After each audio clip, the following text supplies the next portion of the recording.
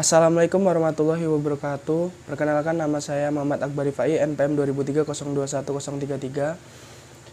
Di sini kami dari kelompok 3 Ekonomi Makro yang beranggotakan saya sendiri Muhammad Akbar Rifai, dan yang kedua Septia Mayangningsih, yang ketiga Lutfiatul Umaini, yang keempat Rosmalinda.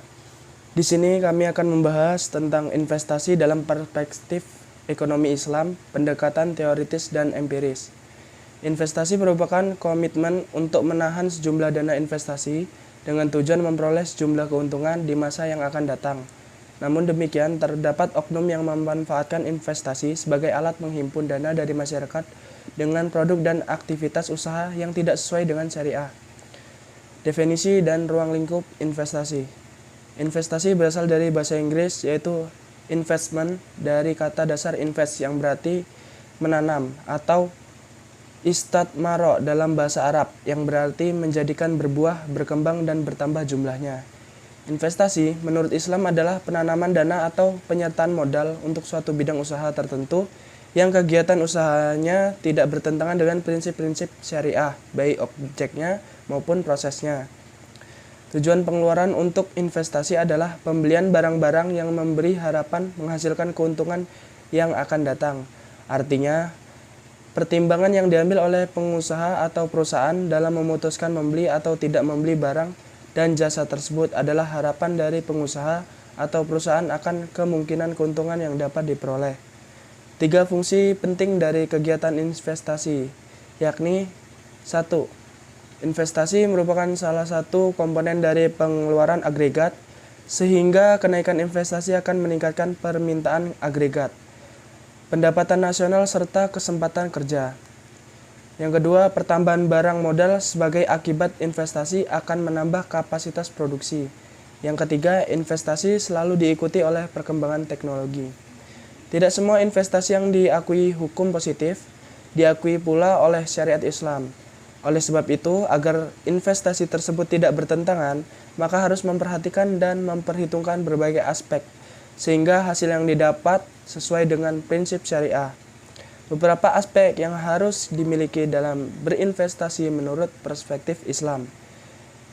Yang pertama, aspek material atau finansial. Artinya, suatu bentuk investasi hendaknya menghasilkan manfaat finansial yang kompetitif dibandingkan dengan bentuk investasi lainnya.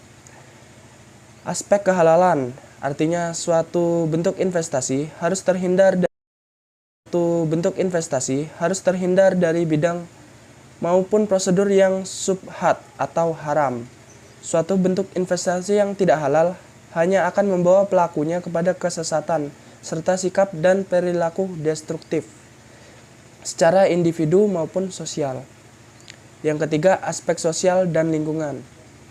Artinya, suatu bentuk investasi hendaknya memberikan kontribusi positif bagi masyarakat banyak dan lingkungan sekitar, baik untuk generasi saat ini maupun yang akan datang. Yang keempat, aspek pengharapan kepada ridho Allah. Artinya, suatu bentuk investasi tertentu dipilih adalah dalam rangka mencapai ridho Allah. Oke, materi selanjutnya akan disampaikan oleh teman saya. Assalamualaikum warahmatullahi wabarakatuh. Saya sebagai materi kedua ingin menjelaskan tentang dasar hukum investasi dalam Islam. Islam adalah agama yang pro investasi, karena di dalam ajaran Islam sumber daya atau harta yang ada tidak hanya disimpan tetapi harus diproduktifkan sehingga bisa memberikan manfaat kepada umat. Oleh sebab itu, dasar pijakan dari aktivitas ekonomi termasuk investasi adalah Al-Quran dan hadis Nabi Shallallahu Alaihi Wasallam. Selain itu, karena investasi merupakan bagian dari aktivitas ekonomi muamalah maliyah, sehingga berlaku kaidah fikih muamalah, yaitu pada dasarnya semua bentuk muamalah termasuk di dalamnya aktivitas ekonomi adalah boleh dilakukan kecuali ada dalil yang mengharamkannya. Yang kedua, tentang investasi menurut sunnah Nabi. Menurut catatan sejarah, saat masih kecil, Nabi Muhammad pernah mengembala. Ketika muda, Nabi Shallallahu Alaihi Wasallam pernah juga mengelola perdagangan milik seseorang atau investor dengan mendapatkan upah dalam bentuk unta. Karir profesional Nabi Shallallahu Alaihi Wasallam dimulai sejak Muhammad muda dipercaya menerima modal dari para investor, yaitu para janda kaya dan anak-anak yatim yang tidak sanggup mengelola sendiri harta mereka. Mereka menyambut baik seseorang untuk menjalankan bisnis dengan uang dan modal yang mereka miliki berdasarkan kerjasama mudharabah atau bagi hasil. Nabi Muhammad dalam menjalankan bisnisnya senantiasa memperkaya dirinya dengan kejujuran, keteguhan, memegang janji, dan sifat-sifat mulia lainnya, sampai dijuluki sebagai orang yang terpercaya atau Al-Amin. Sekian dari saya, terima kasih. Wassalamualaikum warahmatullahi wabarakatuh. Baik, di sini saya akan melanjutkan presentasi. Prinsip syariah dalam investasi. Prinsip adalah elemen pokok yang menjadikan struktur atau kelengkapan sesuatu. Berbeda dengan asas, yaitu landasan atau dasar tempat berpijaknya sesuatu dengan tegak. Adapun prinsip syariah yang dimaksud dalam tulisan adalah prinsip hukum Islam dalam kegiatan ekonomi dan bisnis berdasarkan fatwa yang dikeluarkan oleh lembaga yang memiliki kewenangan dalam penetapan fatwa di bidang syariah. Lembaga fatwa yang dimaksud di sini adalah Dewan Syariah Nasional Majelis Ulama Indonesia. Ada beberapa prinsip syariah khusus terkait investasi yang harus menjadi pegangan bagi para investor dalam berinvestasi, yaitu A. Tidak mencari rezeki pada sektor usaha haram, baik dari segi zatnya, objeknya maupun prosesnya, memperoleh pengolahan dan mendistribusikan, serta tidak mempergunakan untuk hal-hal yang haram. B. Tidak menzolimi dan tidak pula dizolimi. C. Keadilan pendistribusian pendapatan. D. Transaksi dilakukan atas dasar riba sama riba. E. Tidak ada unsur riba, masyir, perjudian, harar, tadlis, penipuan, darar, kerusakan atau kemudaratan, dan tidak mengandung maksiat. Dapat dipahami bahwa Islam sangat menganjurkan investasi, tapi bukan semua bidang usaha diperbolehkan dalam berinvestasi. Aturan-aturan di atas menetapkan batasan-batasan yang halal atau tidak dilakukan, atau boleh dilakukan, dan haram atau tidak boleh dilakukan. Tujuannya adalah untuk mengendalikan manusia dari kegiatan yang membahayakan masyarakat. Semua transaksi yang terjadi di bursa efek misalnya harus atas dasar suka sama suka, harus jelas dan transparan, informasi antar pihak harus seimbang, tidak ada unsur pemaksaan, tidak ada pihak yang dizolimi atau menzolimi, tidak ada unsur riba, unsur spekulatif, atau judi. Haram jika ada unsur insider trading.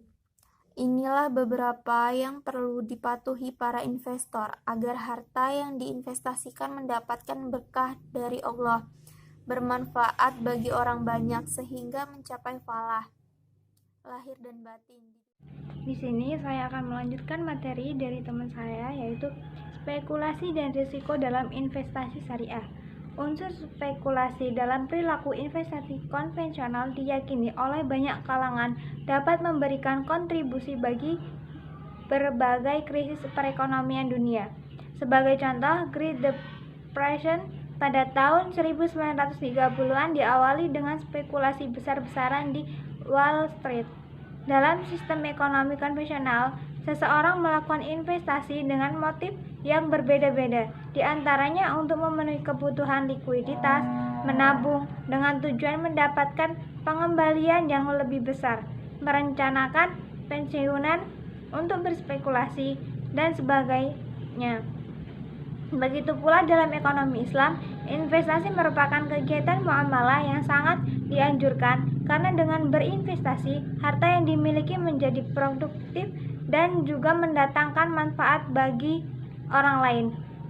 Al-Quran dengan tegas melarang aktivitas penimbunan terhadap harta yang dimiliki. Islam memiliki sistem perekonomian yang diselenggarakan dalam rangka mewujudkan kesejahteraan kehidupan manusia baik secara material maupun non-material. Investasi syariah adalah investasi yang didasarkan pada prinsip-prinsip syariah, baik prinsip pada sektor real maupun sektor keuangan, sehingga investasi tidak dapat dilepaskan dari prinsip-prinsip syariah, sehingga tujuan atau niat spekulasi dalam bisnis dan investasi tidak boleh bertentangan dengan syariah. Pada dasarnya, segala aktivitas investasi memang tidak bisa lepas dari ketidakpastian, yaitu kemungkinan untung atau rugi suatu usaha. Namun, yang tidak kalah penting adalah pembahasan tentang risiko investasi Islam. Semua bentuk investasi mengandung risiko atau ketidakpastian hasil. Menurut Husan, risiko adalah kemungkinan hasil yang menyimpang dari harapan. Besarnya keuntungan yang diharapkan dari setiap sekuritas tidaklah sama, bergantung pada besarnya risiko yang ditanggung investor.